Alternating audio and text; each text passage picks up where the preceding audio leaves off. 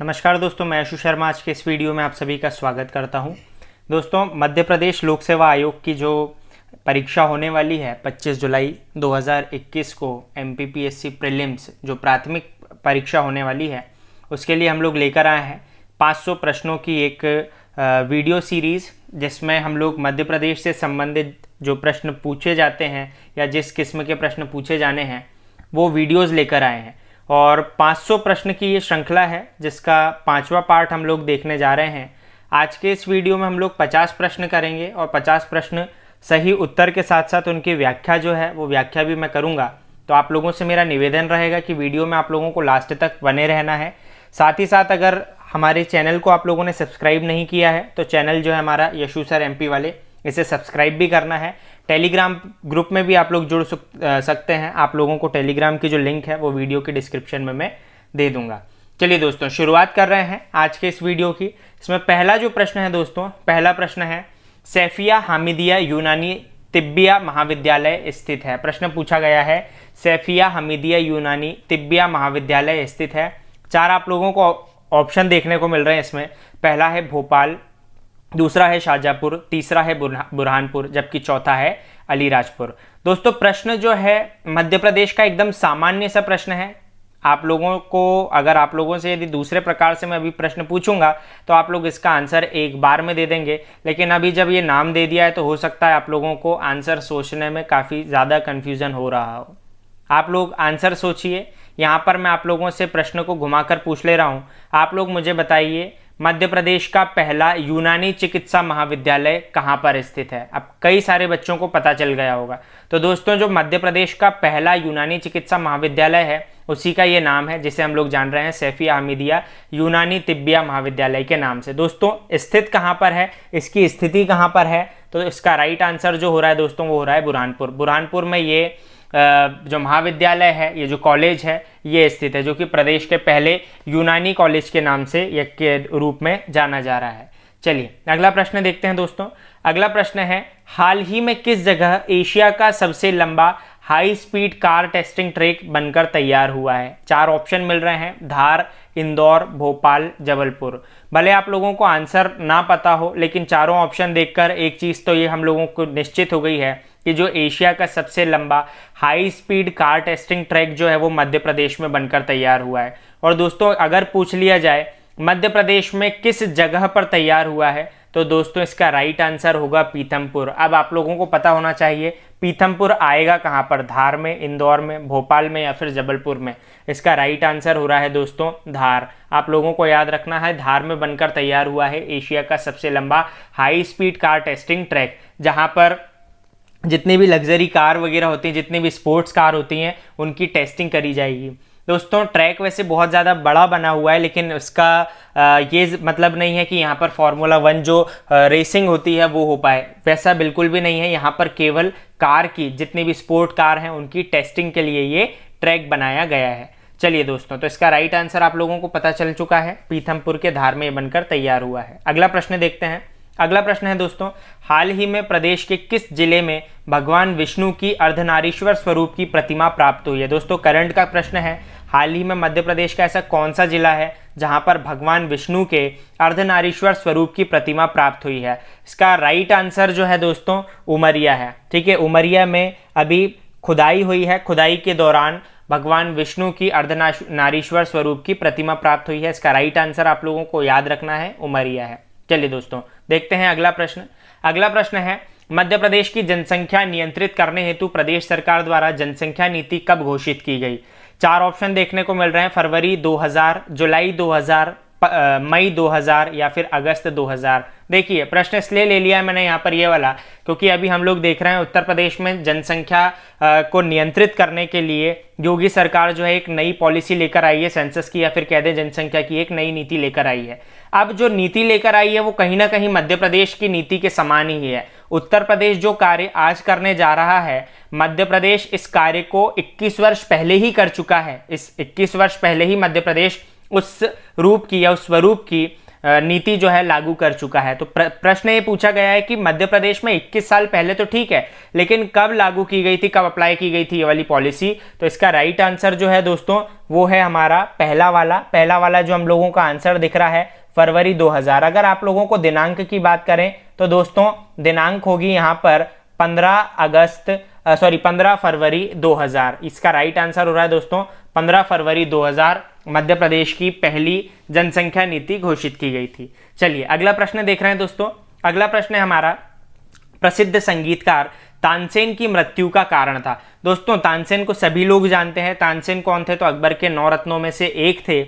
अकबर को कौन नहीं जानता, हर व्यक्ति मुगल वंश के अकबर जो शासक रहे हैं उनके कार्य के लिए बहुत ज़्यादा जाने जाते हैं, हर व्यक्ति उनको बहुत अच्छे तरीके से जानता है। तो अकबर के ही दरबार में तानसेन थे जो कि उनके 9 रत्नों में से एक थे। संगीतकार के रूप में तानसेन को जानते हैं और तानसेन का संबंध जो है मध्य प्रदेश के ग्वालियर घराने से ही देखा जाता है। तो दोस्तों जो तानसेन है, तानसेन की मृत्यु का क्या कारण था, प्रश्न ये पूछा गया है। 4 ऑप्शन दिए हैं जिसमें पहला ऑप्शन दिख रहा है आप लोगों को तपेदिक रोग, दूसरा ऑप्शन दिख रहा है हृदय रोग, तीसरा ऑप्शन दिख रहा है दीपक राग, जबकि चौथा ऑप्शन है इनमें से कोई नहीं। तो दोस्तों इसका जो राइट आंसर है वो है सी वाला, दीपक राग गाते हुए गायन शैली एक होती है, दीपक राग होता है जो कि तानसेन गाया करते थे और दीपक राग गाने के कारण ही तानसेन की मृत्यु हुई थी। अब दोस्तों दीपक राग एक ऐसा राग था जिसे गाने से बहुत ज़्यादा हीट जो है वो प्रोड्यूस होती थी, या फिर कह दें बहुत ज़्यादा तपन जो है वो निकलती थी। जब अकबर के दरबार में दरबारी लोगों ने अकबर को बताया कि तानसेन इस प्रकार का एक राग गाते हैं, तो अकबर की बहुत ज़्यादा इच्छा हुई इस राग को सुनने की और ये सारा का सारा दृश्य देखने की। जब ये राग गाया गया है, पहले तो तानसेन के द्वारा समझाया गया कि मुझे भी बहुत ज़्यादा कष्ट होगा, साथ ही साथ महल जो है महल भी जल उठेगा, और दीपक राग गाने से हाँ ये एक चीज़ और कि दीपक जल उठते थे। तो जब ये बात अकबर को पता चली तो अकबर जो है पीछे पड़ गया। महाराज की बात कौन टाल सकता है, लेकिन फिर भी तानसेन के द्वारा काफ़ी बार समझाया गया, लेकिन अकबर जो थे हठी प्राणी थे, वो अपनी बात को लेकर अड़ गए और उन्होंने इस राग को गाने का कहा, या फिर कह दें आग्रह करा, तानसेन से आग्रह करा शुरुआत में, बाद में आदेश दिया। तानसेन ने इस राग को गाया, दीपक जल उठे, जो दरबार था दरबार में भी भागा दौड़ी मच गई, बहुत ज़्यादा हीट जो है वो पैदा हो चुकी थी। और जब वो गाने में लीन हुए हैं तो उनका जो शरीर था वो भी इतना ज़्यादा तप गया कि बाद में उनकी जो पुत्री थी उसने कोई सा राग गाया, मेघ गायन बोलते हैं, वो गाया है, तब जाकर उनका शरीर थोड़ा सा शांत हुआ या फिर कह दें नॉर्मल टेम्परेचर में आया। लेकिन कुछ समय के बाद में ही उतनी जो हीट थी वो एक बार फिर से हुई है और उसके बाद में उनकी जो मृत्यु थी वो हो गई थी। तो ऐसा बताया जाता है तानसेन की मृत्यु का जो कारण था वो था दीपक राग। चलिए दोस्तों अगला प्रश्न हमारा, मध्य प्रदेश की कौन सी जनजाति नंदना प्रिंट के कपड़े पहनती। दोस्तों इसको कपड़े कर लेना है आप लोगों को, है ना, काप से लिखा गया है यहाँ पर, ये रॉन्ग है, कपड़े पहनती है। तो याद रखना है दोस्तों मध्य प्रदेश की कौन सी जनजाति नंदना प्रिंट के कपड़े पहनती। इसका जो राइट आंसर है दोस्तों वो है भील। भील जनजाति के बारे में हम लोग जानते हैं, मध्य प्रदेश में सबसे ज़्यादा पाई जाने वाली जनजाति है। यही जनजाति जो है नंदना प्रिंट के कपड़े भी पहनती है, या कह दें वस्त्र धारण करती है। अगला प्रश्न है दोस्तों हमारा, मध्य प्रदेश के वर्तमान विधानसभा अध्यक्ष कौन है। 4 ऑप्शन दिए हैं, रामकिशोर शुक्ल, दूसरा है विष्णु विनायक सरवटे, तीसरा है सुश्री हिना लिखीराम कांवरे, जबकि चौथा है श्री गिरीश गौतम। इसका जो राइट आंसर है दोस्तों, राइट आंसर हो रहा है डी वाला, श्री गिरीश गौतम। 22 फरवरी 2021 से इन्होंने मध्य प्रदेश के वर्तमान विधानसभा अध्यक्ष का जो पदभार है वो संभाला है। तो इसका राइट आंसर आप लोगों को याद रखना है, श्री गिरीश गौतम मध्य प्रदेश के वर्तमान विधानसभा अध्यक्ष हो रहे हैं। चलिए अगला प्रश्न है दोस्तों, निम्न में से किस नदी का उद्गम अमरकंटक पठार से नहीं होता है। 4 ऑप्शन दिए हैं। प्रश्न क्या पूछा गया है, ऐसी कौन सी नदी है जिसका ओरिजिन अमरकंटक प्लेट्यू से नहीं हो रहा है। 4 ऑप्शन दिख रहे हैं, जोहिला, सोन, नर्मदा या फिर बेतवा। तो एक एक करके देख लीजिए दोस्तों। नर्मदा जो है, नर्मदा के बारे में हम लोग जानते हैं, नर्मदा का उद्गम कहाँ से हुआ है। नर्मदा नदी का उद्गम हुआ है दोस्तों अमरकंटक मैकल पर्वत श्रृंखला से। सोन नदी का उद्गम मैकल पर्वत श्रृंखला से। जोहिला नदी जो है सोन की सहायक मैकल पर्वत श्रृंखला से निकली है, जबकि बेतवा की बात करें तो रायसेन के कुमरा ग्राम से निकली है दोस्तों। तो इस नदी का उद्गम नहीं हुआ है ना। तो राइट आंसर हो रहा है इसका डी वाला, बेतवा नदी। बेतवा नदी का उद्गम नहीं हुआ है अमरकंटक के पठारी क्षेत्र से। तो इसका राइट आंसर हो गया दोस्तों बेतवा। अगला प्रश्न देखते हैं।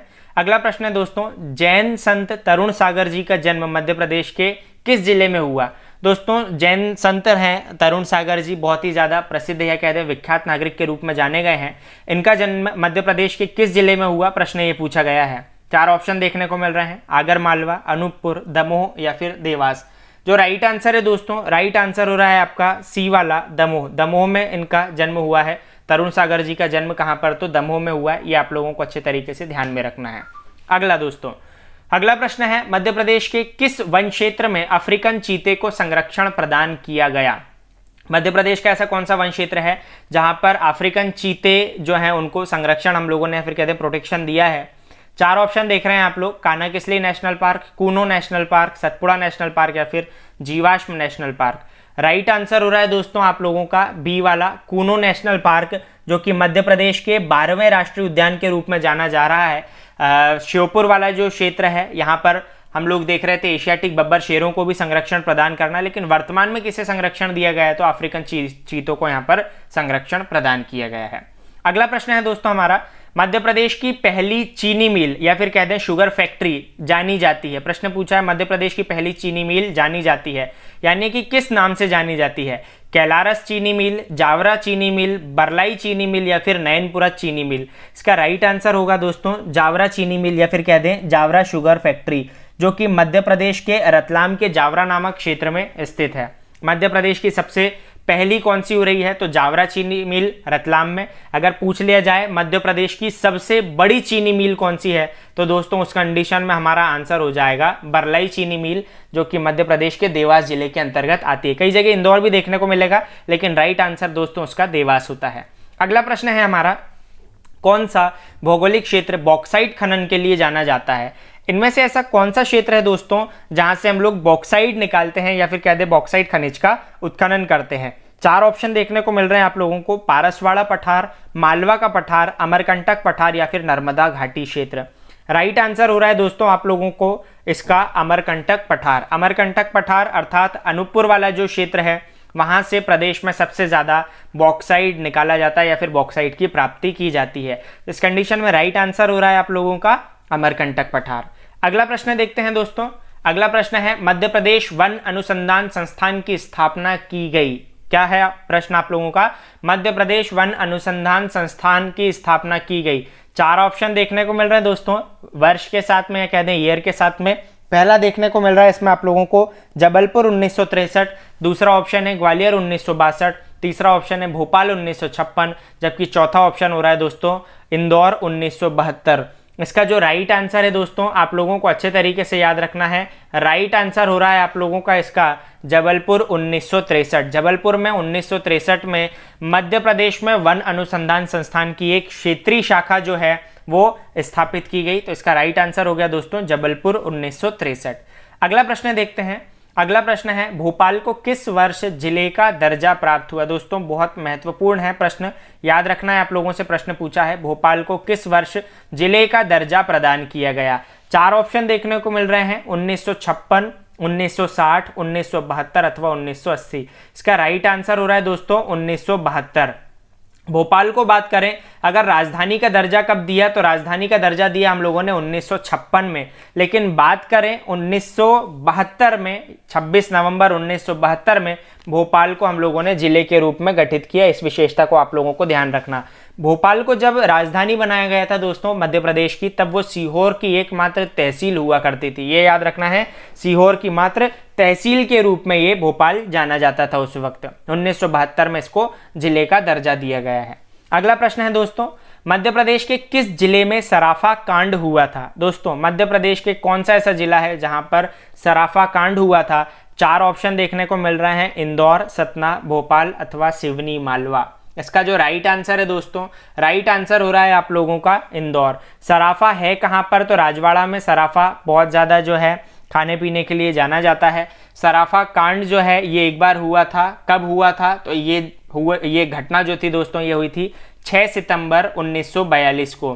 6 सितंबर 1942 को हुआ ये था कि पुलिस थी और स्वतंत्रता सेनानी थे, इनके बीच में एक जो है हम लोग कह सकते हैं थोड़ा संघर्ष हो गया था। इन लोगों के बीच में थोड़ी सी मुठभेड़ हो गई थी, उसमें कई सारे क्रांतिकारी शहीद हुए थे। इसे ही हम लोगों ने इंदौर में सराफा कांड के रूप में जाना है। चलिए दोस्तों, तो कहाँ पर हुआ था याद रखना है आप लोगों को सराफा कांड, तो इंदौर में।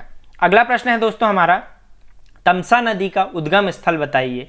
तमसा जो नदी है उसका उद्गम स्थल के बारे में पूछा गया है। 4 ऑप्शन देखने को मिल रहे हैं दोस्तों, कैमूर श्रेणी, वर्धन शिखर, सतपुड़ा श्रेणी या फिर महादेव पर्वत। 4 ऑप्शन देखने को मिल रहे हैं दोस्तों, आप लोगों को बताना है तमसा नदी का उद्गम स्थल। हो सकता है आप बता नहीं पा रहे हो, क्यों? क्योंकि तमसा नदी हम लोगों ने पहली बार ही सुना है। अब दोस्तों प्रश्न पूछूं यदि मैं आप लोगों से कि टोंस नदी, टोंस TONS, टोंस नदी का उद्गम स्थल बताइए, तो आप लोग क्या बताएंगे? टोंस नदी जैसे ही पूछूंगा तो आप लोग बता देंगे दोस्तों कि टोंस नदी का उद्गम कैमूर पर्वत श्रेणी अथवा सतना जिले से हुआ है, ठीक है। लेकिन तमसा नदी पूछ ली तो हो सकता है कंफ्यूज हो गए। दोस्तों याद रखना है, टोंस नदी को ही हम लोग तमसा नदी के रूप में जान रहे हैं। टोंस नदी का उद्गम की बात करें तो सतना में हो रहे हैं। सहायक टोंस किसकी हो रही, तो याद रखना गंगा की हो रही है। सहायक गंगा नदी में अपना जल जो है इलाहाबाद या फिर कहते हैं प्रयागराज में जाकर मिला देती है या फिर गंगा नदी में विलीन हो जाती है। तो याद रखेंगे तमसा नदी का उद्गम स्थल हो गया कैमूर श्रेणी, सतना जिला।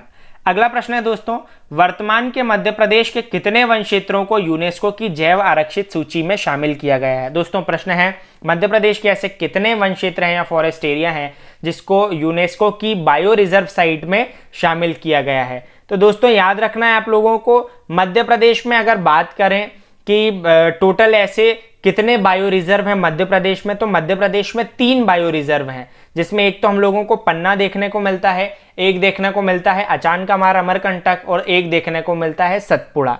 लेकिन यहाँ प्रश्न क्या पूछा गया है कि बायो रिजर्व लिस्ट में कितनों को शामिल किया है, तो उस कंडीशन में राइट आंसर होगा दोस्तों हमारा 2। मध्य प्रदेश से केवल पन्ना को और पन्ना के साथ साथ हम लोग देखते हैं सतपुड़ा वन क्षेत्र को यूनेस्को की बायो रिजर्व साइट में शामिल किया गया है। पन्ना को 2011 में, वहीं सतपुड़ा को 2009 में यूनेस्को की बायो रिजर्व साइट में शामिल किया है। इस आंसर को आप लोगों को अच्छे तरीके से याद रखना है, कहीं पर चाहें तो लिख सकते हैं। चलिए अगला प्रश्न देखते हैं दोस्तों। अगला प्रश्न है, मध्य प्रदेश की पहली ISO प्रमाण पत्र, ISO सर्टिफाइड जो ट्रेन है हमारे यहाँ की, वो पहली कौन सी है? 4 ऑप्शन देखने को मिल रहे हैं, दिल्ली एक्सप्रेस, भोपाल एक्सप्रेस, राजधानी एक्सप्रेस या फिर शताब्दी एक्सप्रेस। दोस्तों इसका जो राइट आंसर हो रहा है दोस्तों इसका आप लोगों का भोपाल एक्सप्रेस। और भोपाल एक्सप्रेस जो है मध्य प्रदेश ही नहीं दोस्तों, पूरे के पूरे देश की सबसे पहली ISO प्रमाण पत्र प्राप्त करने वाली रेल हो रही है, जिसे हम लोग हजरत निजामुद्दीन एक्सप्रेस के नाम से भी जानते हैं। तो इसका राइट आंसर हो जाएगा दोस्तों भोपाल एक्सप्रेस। अगला प्रश्न हो रहा है हमारा, महाराजा छत्रसाल की समाधि स्थित है। आप लोगों से पूछा गया है महाराजा छत्रसाल की समाधि कहां पर स्थित है। 4 ऑप्शन देखने को मिल रहे हैं, रायसेन, महोबा, ओरछा या फिर छतरपुर। तो याद रखना दोस्तों, छत्रसाल जी महाराज जो रहे हैं, इनका संबंध कहां से रहा है? छतरपुर से ही इनका संबंध रहा है और छतरपुर में ही इनकी समाधि है। अगर आप लोगों से पूछ लिया जाए अपने महाराजा छत्रसाल यूनिवर्सिटी कहां पर है, तो वो भी याद रखना छतरपुर में। महाराजा छत्रसाल की समाधि कहां पर है, तो दोस्तों वो भी हो रही है छतरपुर में। चलिए अगला प्रश्न देखते हैं दोस्तों। अगला प्रश्न में है, प्रसिद्ध फिल्म स्टार आशुतोष राणा संबंधित हैं। प्रश्न क्या पूछा गया है दोस्तों, प्रसिद्ध फिल्म स्टार आशुतोष राणा जो हैं ये कहां से संबंधित हैं? 4 ऑप्शन देखने को मिल रहे हैं, नरसिंहपुर, छिंदवाड़ा, जबलपुर या फिर सागर। दोस्तों राइट आंसर हो रहा है गाडरवाड़ा। अब गाडरवाड़ा कहां पर आता है, तो याद रखना नरसिंहपुर की एक तहसील है गाडरवाड़ा। इस गाडरवाड़ा में ही आशुतोष राणा जी का जन्म हुआ था। और दोस्तों कब जन्म हुआ था, अगर आप लोगों से पूछ लिया जाए प्रश्न कब जन्म हुआ था, तो याद रखना 1964 में आशुतोष राणा जी का जन्म जो है नरसिंहपुर के गाडरवाड़ा में हुआ था। चलिए अगला प्रश्न देख रहे हैं दोस्तों। अगला प्रश्न है, मध्य प्रदेश की राजधानी किस नदी के तट पर स्थित है? बहुत ही बढ़िया प्रश्न है दोस्तों। मध्य प्रदेश की जो कैपिटल है यानी कि भोपाल, कौन सी नदी के निकट स्थित है या तट पर बसा हुआ है? 4 ऑप्शन देखने को मिल रहे हैं, सिंध नदी, केन नदी, धसान नदी या फिर बेतवा नदी। राइट आंसर हो रहा है दोस्तों आप लोगों का बेतवा, जिसे हम लोग मध्य प्रदेश की गंगा के रूप में भी जानते हैं। बेतवा नदी के तट पर ही या निकट बसी हुई है मध्य प्रदेश की राजधानी अथवा भोपाल। राइट आंसर हो गया दोस्तों बेतवा नदी। अगला प्रश्न देख रहे हैं हम लोग, अगला प्रश्न है धूपगढ़ चोटी किस श्रेणी पर स्थित है। क्या प्रश्न पूछा गया दोस्तों, धूपगढ़ चोटी कौन सी श्रेणी पर स्थित है। सतपुड़ा पर्वत श्रृंखला पर, राजपीपला पर्वत श्रृंखला पर, महादेव पर्वत श्रृंखला पर या फिर मैकल पर्वत श्रृंखला पर। दोस्तों सतपुड़ा पर्वत श्रृंखला के ही ये जो 3 भाग आप लोगों को दिख रहे हैं पर्वत श्रेणी के रूप में देखने को मिल रहे हैं। हम लोग जानते हैं सतपुड़ा पर्वत श्रृंखला जो है एक ब्लॉक पर्वत का उदाहरण है और कई सारे ब्लॉक से मिलकर बना हुआ है, जिसमें हम लोगों को एक तो राजपीपला देखने को मिलता है, एक महादेव देखने को मिलता है, एक मैकल देखने को मिलता है और गुजरात वाले जोन में एक ग्वालीगढ़ देखने को मिलता है। इन चारों ब्लॉक को ही संयुक्त रूप से हम लोग कहते हैं सतपुड़ा पर्वत श्रृंखला। लेकिन पूछा गया दोस्तों यहाँ पर कि जो धूपगढ़ पीक है ये कौन से वाली श्रेणी पर स्थित है, कौन से वाले ब्लॉक पर। तो दोस्तों जो तीसरे नंबर का ब्लॉक है, तीसरे नंबर का ब्लॉक जिसे हम लोग जान रहे हैं महादेव पर्वत श्रृंखला के नाम से, महादेव पर्वत श्रृंखला में स्थित है दोस्तों होशंगाबाद जिले में ये धूपगढ़ चोटी, जो मध्य प्रदेश के सबसे ऊंचे अथवा सतपुड़ा पर्वत श्रृंखला के सबसे ऊंचे शिखर के रूप में जानी जाती है। तो इसका राइट आंसर हो जाएगा दोस्तों आप लोगों का महादेव श्रेणी। ठीक है, याद रखना है अगर परीक्षा में सतपुड़ा भी मिले महादेव भी मिले कि धूपगढ़ चोटी कहां पर है, सतपुड़ा में या फिर महादेव में, तो आप लोगों की प्रायोरिटी होगी दोस्तों महादेव पर्वत श्रृंखला। इस विशेषता को आप लोगों को ध्यान में रखना है। अगला प्रश्न है दोस्तों हमारा, मध्य प्रदेश के किस विशेष क्षेत्र को पूर्व में जेजाग भुक्ति के नाम से जाना जाता था। मध्य प्रदेश का ऐसा कौन सा क्षेत्र है जिसको पहले या प्राचीन काल में जेजाग भुक्ति के नाम से जाना जाता था। 4 ऑप्शन देखने को मिल रहे हैं, विंध्यन क्षेत्र, ओरछा क्षेत्र, बुंदेलखंड क्षेत्र या फिर बघेलखंड क्षेत्र। तो दोस्तों याद रखना है चंदेलों के काल में बुंदेलखंड क्षेत्र को हम लोग जेजाग भुक्ति के रूप में या जेजाग भुक्ति के नाम से जानते थे। इसका राइट आंसर हो गया दोस्तों बुंदेलखंड। अगला प्रश्न है हमारा, जागेश्वरी देवी का मंदिर स्थित है चंदेरी में, इटारसी में, इटावा में या फिर गढ़मंडला में। तो याद रखना है दोस्तों चंदेरी में, चंदेरी एक तहसील है जो कि अशोकनगर की है, यहीं पर जागेश्वरी देवी का मंदिर भी स्थित है। साथ ही साथ प्रतिवर्ष यहाँ पर जागेश्वरी देवी के मेले का आयोजन भी किया जाता है। दोस्तों इस विशेषता को आप लोगों को अच्छे तरीके से ध्यान में रखना है। अगला प्रश्न है दोस्तों हमारा, निम्न में से किस जनजाति से लमसेना प्रथा संबंधित है। ऐसी कौन सी जनजाति है जो लमसेना प्रथा को मानती है या लमसेना प्रथा का गुण उस जनजाति में पाया जाता है। 4 ऑप्शन देखने को मिल रहे हैं दोस्तों, गोंड जनजाति, कोरकू जनजाति, भारिया जनजाति या फिर बैगा जनजाति। तो दोस्तों इसका जो राइट आंसर हो रहा है, राइट आंसर हो रहा है इसमें आप लोगों का कोरकू जनजाति। दोस्तों कोरकू जनजाति में पाई जाती है लमसेना प्रथा, जिसमें दामाद और ससुर जो रहते हैं इनके बीच में एक हम लोग कह सकते हैं कि एक सामंजस्य स्थापित होता है, जिसमें दामाद जो रहता है वो ससुर के घर पर कुछ शर्तों के अनुसार निवास करता है या फिर रहता है। इस विशेषता को आप लोगों को ध्यान रखना है। तो लमसेना प्रथा कहाँ में पाई जाती, कौन सी जनजाति में पाई जाती, तो याद रखोगे कोरकू जनजाति में। अगला प्रश्न है दोस्तों, मध्य प्रदेश राज्य परिवहन की स्थापना किस वर्ष हुई। प्रश्न याद रखना है, मध्य प्रदेश राज्य परिवहन की स्थापना किस वर्ष हुई। दोस्तों इसका जो राइट आंसर हो रहा है वो हो रहा है 1962, 1962 में मध्य प्रदेश राज्य परिवहन की स्थापना की गई। पूरा प्रश्न है, ऐसा भी बन सकता है मध्य प्रदेश राज्य परिवहन निगम की स्थापना कब की गई, तो याद रखना है 1962 में की गई। दोस्तों अगला प्रश्न है दोस्तों हमारा, प्रदेश के क्रमशः सबसे बड़े एवं छोटे संरक्षित वनवृत्त क्षेत्र कौन से हैं। मध्य प्रदेश के ऐसे कौन से 2 क्षेत्र हैं, क्रमशः वो भी बोल रहा है, जो कि सबसे बड़े और सबसे छोटे संरक्षित वनवृत्त के रूप में जाने जा रहे हैं। तो दोस्तों इसका राइट आंसर हो रहा है ए वाला। याद रखना मध्य प्रदेश का सबसे बड़ा संरक्षित वनवृत्त कौन सा है, तो याद रखोगे दोस्तों अच्छे तरीके से खंडवा। प्रदेश का सबसे छोटा संरक्षित वनवृत्त कौन सा है, तो याद रखोगे खंडवा। ठीक है, अब याद ये रखना है आप लोगों को कि इसमें अगर पूछ लिया जाए आरक्षित वनवृक्ष, आरक्षित वनवृत्त सबसे बड़ा कौन सा है, तो खंडवा, और सबसे छोटा कौन सा है, तो छतरपुर। संरक्षित और आरक्षित में उल्टे हो जाते हैं ऑप्शन, आप लोगों को यही देखने को मिलेंगे। अगला प्रश्न देखने को मिल रहा है दोस्तों हम लोगों को, प्रदेश में 600 मेगावाट विद्युत उत्पादन क्षमता वाला झाबुआ ताप विद्युत संयंत्र कहां पर लगाया गया। मध्य प्रदेश में 600 मेगावाट विद्युत उत्पादन क्षमता का जो झाबुआ थर्मल पावर प्लांट है ये कहां पर लगाया गया। दोस्तों BHEL भारतीय हेवी इलेक्ट्रिकल्स लिमिटेड के द्वारा जो है ये लगाया गया झाबुआ थर्मल पावर प्लांट। अब लगाया कहां पर है, ऑप्शन ये है, झाबुआ में लगाया है, भोपाल में लगाया है, सिवनी में लगाया है या फिर डिंडोरी में लगाया है। दोस्तों इसका जो राइट आंसर हो रहा है, राइट आंसर हो रहा है आप लोगों का सिवनी। सिवनी में लगाया गया है 600 मेगावाट का BHEL के द्वारा झाबुआ थर्मल पावर प्लांट। देखिए ऑप्शन में झाबुआ भी मिला था और झाबुआ मैंने लिया ही इसलिए ताकि बच्चा जो है कंफ्यूज हो और बच्चे को सबसे पहले ऑप्शन जो है झाबुआ ही देखने को मिलता है। दोस्तों ये प्रश्न उसी प्रकार है, अगर पूछ लिया जाए बताइए मध्य प्रदेश में भोपाल शुगर मिल कहां पर है, तो बच्चा ऑप्शन में अगर मिलेगा बच्चे को भोपाल तो बिल्कुल प्रायोरिटी भोपाल ही रहेगी, लेकिन राइट आंसर क्या रहेगा उसका सीहोर। मध्य प्रदेश में सीहोर में स्थित है भोपाल शुगर मिल। ऐसे ही कुछ प्रश्न रहते हैं, उसी में से एक प्रश्न ये था, आप लोगों को आंसर याद रखना है, झाबुआ ताप विद्युत संयंत्र कहां पर है, तो सिवनी में लगाया गया। अगला प्रश्न है दोस्तों, खमरिया जबलपुर जो एक स्थान है दोस्तों, खमरिया जबलपुर निम्न अनुसंधान के स्थित होने से जाना जाता है। खमरिया जो जबलपुर का एक स्थान है, ये कौन से अनुसंधान संस्थान या रिसर्च सेंटर के स्थित होने के लिए जाना जा रहा है?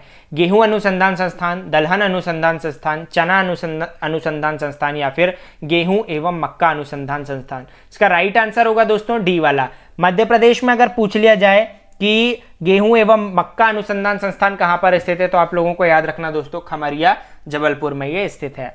अगला प्रश्न है हमारा, मेजर ध्यानचंद शारीरिक शिक्षण केंद्र स्थापित किया गया है, कहां पर स्थित है? मेजर ध्यानचंद शारीरिक शिक्षण केंद्र ग्वालियर में, सागर में, भोपाल में या फिर जबलपुर में? तो दोस्तों शारीरिक शिक्षण केंद्र पहले हम लोग पढ़ चुके हैं, है ना, रानी लक्ष्मीबाई शारीरिक शिक्षण केंद्र जो कि ग्वालियर में 1957 में स्थापित किया गया था।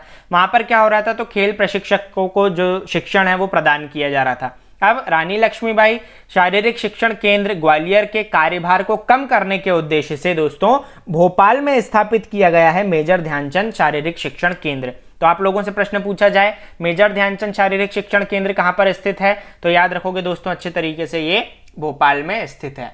अगला प्रश्न है दोस्तों आप लोगों का, मध्य प्रदेश में तुलसी अकादमी की स्थापना कब की गई, है ना?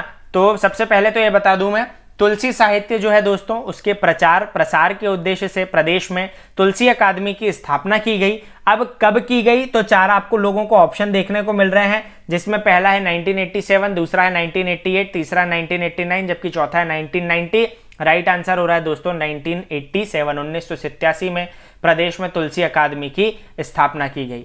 अगला प्रश्न है दोस्तों, बाबर के आक्रमण से मध्य प्रदेश के किसी स्थान पर कई रानियों ने जौहर किया था? ये जौहर कुंड स्थित है। प्रश्न क्या पूछा गया, बाबर के आक्रमण से एक बार मध्य प्रदेश में कई सारी रानियों ने एक साथ जौहर कर लिया था। ये जौहर कुंड कहां पर स्थित है? आमेर दुर्ग में, चंदेरी के दुर्ग किले में, मदन महल में या फिर इनमें से कोई नहीं? इसका राइट आंसर है दोस्तों चंदेरी के किले में। चंदेरी के किले में स्थित है जौहर कुंड, जहां पर बाबर ने आक्रमण किया था, जिसके कारण कई सारी रानियों ने जौहर कर लिया था। अगला प्रश्न हो रहा है हमारा, मोहम्मद गौस के मकबरे का निर्माण किसने करवाया था? दोस्तों अब मोहम्मद गौस कौन थे, तो तानसेन के गुरु थे। अब इनका निर्माण किसने करवाया था? तानसेन ने करवाया था, अकबर ने करवाया था, मोहम्मद इकबाल ने या उनके अनुयायियों द्वारा करवाया गया था? इसका राइट आंसर हो रहा है दोस्तों अकबर के द्वारा। ठीक है, अकबर के द्वारा मोहम्मद गौस के मकबरे का निर्माण करवाया गया था। चलिए अगला प्रश्न है दोस्तों, अगला प्रश्न है, प्रदेश में प्रतिवर्ष नवीन समारोह आयोजित किया जाता है। बच्चे कंफ्यूज हो गए हैं, पूछा गया है कि बताइए मध्य प्रदेश में नवीन समारोह जो है इसका आयोजन कहां पर किया जाता है? तो ऑप्शन देखने को मिल रहा है शाजापुर, देवास, आगर मालवा या इनमें से कोई नहीं। अब मैं आप लोगों से प्रश्न पूछता हूं, नवीन समारोह जो है दोस्तों इसको हम लोग क्या कहते हैं? बालकृष्ण शर्मा समारोह। अब बताइए मध्य प्रदेश में बालकृष्ण शर्मा समारोह कहां पर आयोजित किया जाता है? तो अब आप लोग बिल्कुल बता दोगे कि सर शाजापुर में किया जाता है प्रतिवर्ष बालकृष्ण शर्मा समारोह का आयोजन। उन्हें ही हम लोग जो है नवीन के नाम से भी जानते हैं। तो नवीन समारोह कहां पर आयोजित किया जा रहा है दोस्तों? शाजापुर में। अगला प्रश्न हो रहा है हमारा, मुक्तिबोध सृजन पीठ कहां पर स्थित है? दोस्तों पूछा गया है सृजन पीठ मुक्तिबोध जो है वो कहां पर स्थित है, कौन सी यूनिवर्सिटी में स्थित है? बरकतुल्लाह यूनिवर्सिटी में, विक्रम यूनिवर्सिटी में, हरि सिंह गौड़ विश्वविद्यालय में या फिर दुर्गावती यूनिवर्सिटी में? राइट आंसर हो रहा है दोस्तों आप लोगों का हरि सिंह गौड़ यूनिवर्सिटी, यहां पर स्थापित किया गया है हमारा मुक्तिबोध सृजन पीठ। बचे हुए जो दो दिख रहे हैं दोस्तों, बरकतुल्लाह विश्वविद्यालय, तो यहां पर बरकतुल्लाह विश्वविद्यालय में निराला या फिर कह दें सूर्यकांत त्रिपाठी निराला सृजन पीठ स्थित है। विक्रम यूनिवर्सिटी में बात करें दोस्तों तो यहां पर प्रेमचंद सृजन पीठ है, और दुर्गावती में तो सुभद्रा कुमारी चौहान सृजन पीठ है। हरि सिंह गौड़ विश्वविद्यालय में कौन सा है? तो मुक्तिबोध सृजन पीठ है दोस्तों। इस विशेषता को आप लोगों को अच्छे तरीके से ध्यान में रखना है। अगला प्रश्न है दोस्तों हमारा, खाद्यान्न उत्पादन में प्रदेश को देश में स्थान प्राप्त है। खाद्यान्न उत्पादन में दोस्तों मध्य प्रदेश को देश में कौन सा स्थान प्राप्त है? हम लोगों को पता दलहन में तो पहला है, तिलहन में हम लोगों को पहला है, लेकिन बात कर रहे हैं खाद्यान्न उत्पादन। खाद्यान्न उत्पादन यानी संयुक्त रूप से गेहूं और चावल। तो दोस्तों खाद्यान्न उत्पादन में मध्य प्रदेश को कौन सा स्थान प्राप्त है? पहला, दूसरा, तीसरा या चौथा? राइट आंसर हो रहा है दोस्तों दूसरा। पहला स्थान किसको प्राप्त है? तो हमारा ही पड़ोसी राज्य दोस्तों उत्तर प्रदेश। उत्तर प्रदेश का खाद्यान्न उत्पादन में पहला राज्य है। चलिए अगला प्रश्न देखते हैं दोस्तों। अगला प्रश्न है, मध्य प्रदेश के 25 से 75 सेंटीमीटर वर्षा वाले क्षेत्रों में किस प्रकार के वन पाए जाते हैं? मध्य प्रदेश के 25 से लगाकर 75 सेंटीमीटर वर्षा वाले क्षेत्रों में कौन से प्रकार का वन पाया जाता है? उष्णकटिबंधीय शुष्क पर्णपाती वन, उष्णकटिबंधीय मानसूनी वन, उष्णकटिबंधीय पर्णपाती वन या फिर उष्णकटिबंधीय अर्ध पर्णपाती वन? तो दोस्तों इसका जो राइट आंसर हो रहा है वो हो रहा है उष्णकटिबंधीय शुष्क पर्णपाती वन। इसी प्रकार का एक प्रश्न जो है हम लोगों ने पिछले वीडियो में भी लिया था, है ना, और उसी से लगा हुआ एक और यहाँ पर प्रश्न लिया हम लोगों ने। राइट आंसर हो रहा है उष्णकटिबंधीय शुष्क पर्णपाती वन। अगला प्रश्न है दोस्तों आप लोगों के लिए, निम्न में से किन दो नदियों का संगम प्राणहिता कहलाता है? ऐसी कौन सी दो नदियां हैं जिनका समागम स्थल प्राणहिता के नाम से जाना जा रहा है? नर्मदा अथवा तवा, बेतवा अथवा चंबल, शिप्रा अथवा चंबल या फिर वर्धा अथवा वेनगंगा? राइट आंसर हो रहा है दोस्तों आप लोगों का वर्धा एवं वेनगंगा, यानी कि डी वाला। वर्धा नदी और वेनगंगा नदी जब दोनों महाराष्ट्र में प्रवेश करती हैं तो महाराष्ट्र में जाकर गढ़चिरौली के निकट अपना जो जल है वो एक दूसरे में मिला देती हैं, और जहां पर दो नदियों आपस में आकर जुड़ती हैं या मिलती हैं एक दूसरे से, उसी स्थान को जो है संगम स्थल या फिर समागम स्थल कहते हैं। तो यहाँ पर यही बोला गया है कि प्राणहिता नाम से समागम स्थल जो है कौन सी दो नदियों का कहला रहा है? तो याद रखोगे वर्धा और वेनगंगा। अगला प्रश्न है दोस्तों आप लोगों के लिए, पचमढ़ी को किस वर्ष यूनेस्को की जैव आरक्षित सूची में शामिल किया? देखिए अभी मैंने अब थोड़ी देर आप लोगों को पहले बताया था, पचमढ़ी जो है दोस्तों एक ऐसा वन क्षेत्र है जिसे यूनेस्को की बायो रिजर्व लिस्ट में शामिल किया गया। वर्ष भी बता चुका हूं वैसे तो मैं आप लोगों को। चलिए बिना किसी देरी के राइट आंसर बता दे रहा हूं। राइट आंसर है दोस्तों 2009। 2009 में यूनेस्को की बायो रिजर्व लिस्ट में शामिल किया है। लेकिन अगर हम लोग बात करें कि भारत सरकार द्वारा इसे बायो रिजर्व कब घोषित करा, तो 1999 में, 1999 में पचमढ़ी को बायो रिजर्व घोषित कर दिया। लेकिन यूनेस्को की बायो रिजर्व लिस्ट में कब शामिल किया? तो 2009 में। चलिए दोस्तों अगला प्रश्न है हमारा, प्रदेश में प्रथम प्लाईवुड कारखाना स्थापित किया गया। मध्य प्रदेश में पहला जो प्लाईवुड कारखाना था वो कहां पर स्थापित किया गया? इटारसी में, बैतूल में, भोपाल में या फिर नीमच में? राइट आंसर हो रहा है दोस्तों इटारसी, जो कि होशंगाबाद में स्थित है। यहीं पर मध्य प्रदेश का पहला प्लाईवुड कारखाना जो है स्थापित किया गया। अगला प्रश्न है दोस्तों, मध्य प्रदेश में पंचायत की किस प्रणाली को अपनाया गया? मध्य प्रदेश में पंचायत के दोस्तों कौन से स्वरूप को अपनाया गया? तो ऑप्शन देखने को मिल रहे हैं, एक स्तरीय पंचायत व्यवस्था, द्विस्तरीय, त्रिस्तरीय या फिर इनमें से कोई नहीं। तो आप लोगों को याद रखना दोस्तों इसका राइट आंसर हो रहा है त्रिस्तरीय पंचायत व्यवस्था। ग्राम, ब्लॉक और जिला तीनों को आधार रखते हुए त्रिस्तरीय पंचायत व्यवस्था मध्य प्रदेश सरकार के द्वारा जो है वो अपनाई गई है, या कह देंगे मध्य प्रदेश के शासन में अपनाई गई है। अगला देख रहे हैं दोस्तों प्रश्न, बटेश्वर मंदिर समूह कहां पर स्थित है? याद रखना है, पूछा क्या है आप लोगों को, बटेश्वर मंदिर समूह कहां पर स्थित है? राइट आंसर हो रहा है दोस्तों इसका मुरैना जिले में स्थित है बटेश्वर मंदिर समूह। अगला प्रश्न आप लोगों से पूछ रहा है, मध्य प्रदेश का कौन सा नगर प्रदेश का पूर्णतः सोलर ऊर्जा पर निर्भर गांव या फिर कह दे नगर बनने जा रहा है? मध्य प्रदेश का ऐसा कौन सा नगर है जो पूरी तरह से सोलर ऊर्जा पर डिपेंडेंट एक नगर के रूप में बनने जा रहा है? चार ऑप्शन देखने को मिल रहे हैं, पचमढ़ी, बड़वा, सांची या फिर नेमी नगर। तो याद रखना है दोस्तों इसका जो राइट आंसर हो रहा है आप लोगों का वो हो रहा है सांची। सांची मध्य प्रदेश का पूरी तरह से सोलर ऊर्जा पर निर्भर एक नगर बनने की ओर आगे बढ़ रहा है। अगला प्रश्न है दोस्तों आप लोगों का, जनसंख्या की दृष्टि से वर्तमान मध्य प्रदेश का देश में कौन सा स्थान? दोस्तों वर्तमान में पूछ रहा है, 2011 की जनगणना नहीं पूछी है, वर्तमान में पूछा है। तो वर्तमान में मध्य प्रदेश का कौन सा स्थान हो रहा है दोस्तों? याद रखना पांचवा। पहला कौन हो रहा है? तो उत्तर प्रदेश। दूसरा कौन सा हो रहा है? तो महाराष्ट्र। तीसरा कौन सा हो रहा है? तो बिहार। चौथा कौन सा हो रहा है? बंगाल। पांचवा कौन सा हो रहा है? तो याद रखोगे मध्य प्रदेश। ठीक है। और 2011 की जनगणना के अनुसार तो छठा हो रहा है। क्यों? क्योंकि तब आंध्र प्रदेश से तेलंगाना अलग नहीं हुआ था। आंध्र प्रदेश से तेलंगाना 2014 में अलग हुआ दोस्तों। जैसे ही हुआ तो वहां की जो जनसंख्या थी वो डिवाइड हो गई, तेलंगाना में भी चली गई, तो एक अलग राज्य की हो गई वहां पर जनसंख्या। हमसे पूछा है कि मध्य प्रदेश का कौन सा स्थान है, तो याद रखना 2014 जैसे आंध्र प्रदेश से तेलंगाना अलग हुआ तो 5वें नंबर पर सरक कर आ गया था हमारा मध्य प्रदेश। 5वां स्थान हो रहा है हमारे मध्य प्रदेश का जनसंख्या के अनुसार वर्तमान में। लेकिन पूछा जाए 2011 के अनुसार तो छठवां हो रहा है। इस विशेषता को ध्यान में रखना है। अगला प्रश्न है दोस्तों, मध्य प्रदेश का दूसरा सबसे बड़ा भौगोलिक विभाजक क्षेत्र या फिजिकल डिवीजन जोन कौन सा है? सतपुड़ा पर्वत श्रृंखला, नर्मदा सोन घाटी, मालवा का पठार या फिर बुंदेलखंड का पठार? दोस्तों याद रखोगे सबसे बड़ा तो मालवा का पठार हो रहा है, जबकि दूसरा बड़ा जो है वो हो रहा है नर्मदा सोन घाटी 86,000 वर्ग किलोमीटर क्षेत्र के साथ में 86,000 किलोमीटर स्क्वायर। दोस्तों ये हो रहा है नर्मदा सोन घाटी का क्षेत्रफल। मालवा की बात करें तो 88,222 किलोमीटर स्क्वायर मालवा के पठार क्षेत्र का पूरा एरिया है या फिर कहते हैं क्षेत्रफल है। अगला प्रश्न है दोस्तों हमारा, भोपाल स्थित वन विहार को राष्ट्रीय उद्यान का दर्जा कब दिया? तो याद रखना दोस्तों, भोपाल स्थित वन विहार जो है उसे हम लोगों ने राष्ट्रीय उद्यान का दर्जा दिया है 1979 में। अगला प्रश्न है दोस्तों आप लोगों के लिए, मध्य प्रदेश में सुभद्रा कुमारी चौहान समारोह कहां पर आयोजित किया जाता है? पहले वाले वीडियो में हम लोग चर्चा जरूर कर चुके थे, अगर आप लोगों ने ध्यान से देखा होगा तो आप लोगों को बिल्कुल याद होगा। मध्य प्रदेश में सुभद्रा कुमारी चौहान जो समारोह है इसका आयोजन किया जाता है दोस्तों जबलपुर में। प्रतिवर्ष जबलपुर में किया जाता है। साहित्य से संबंधित वाद विवाद प्रतियोगिता का यहाँ पर आयोजन किया जाता है, निबंध लेखन वगैरह होते हैं, तो यही सारी चीजें थी।